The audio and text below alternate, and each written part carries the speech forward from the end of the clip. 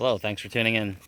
Today I wanted to talk about why I use dealership parts, or at least try to almost every time, or I'll check and see what's going on. I've got a leak here on the Cummins. Alright, you see right there that quick disconnect's leaking.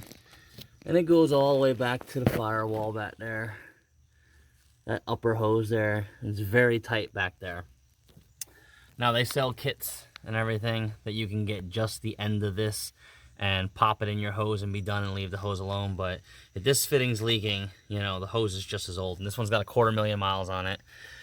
So I'm not saying every part is good to get from the dealership, but if you can check, I got a good dealer parts person. I paid like 25 bucks for this hose. So he informed me that, yeah, why they sell the aftermarket elbow ram actually puts a sealant in there. And why I believe him is, on this side, they conveniently glue the clamp in place here and put a knockoff tab on there, so when you get it back there in the engine compartment, because this is the way it'll go, it'll sit in there, you can just knock that off and it'll seal onto the heater core. If you got an aftermarket hose, it wouldn't be bent like this, and then you'd have to fidget with a ratchet or something back there to tighten down the clamp. And then most people will use a worm clamp, and that'll crush the copper or aluminum heater core inlet and outlet. And if you do that, you're in a world of trouble because the dash has to come out and everything. But it is in such a tight spot that with this tool, I can get it out, and I'll pull the hose off. When I get this back in, it literally just slides back on, and I gotta knock that tab off. And that clips down on there.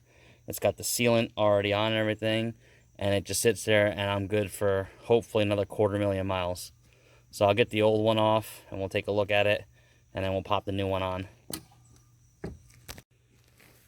Alright, I fought with this thing. As you can see, the hose on the right is the old one, and it looks a little swollen compared to the new one. That clamp is so extremely hard to get out. You see back there what a tight shot that is back there.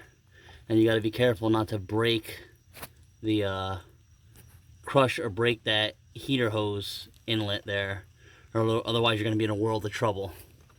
So, you know, it's not always good to get OEM parts, but when you can, and when the price difference, I think this little fitting was about 10 bucks at the auto parts store, and then to go through having to put sealant on it. And if you look, it looks like this might be an upgraded one here. It's a little more rounded here. And I don't know where this one was leaking from, but it was leaking from somewhere in here. So we'll get this new one on and see how well it goes on. Alright, I got it in there. It went on extremely smoothly. As you can see, everything's good. The little clip helped tremendously holding that clamp down. I mean, probably would have been here over an hour trying to get this hose in.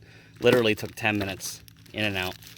So I'm not saying that dealership parts are to go to. Always check both aftermarket and dealer, because a lot of dealership parts are priced very expensively. If you have a good parts dealer, you might get them for a bit cheaper. Like I said, 25 bucks.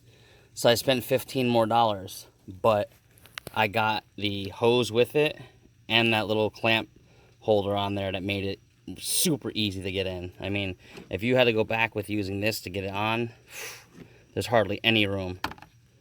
So yeah, I hope this helps you in making a decision on what parts to use. Thanks for watching. Please subscribe.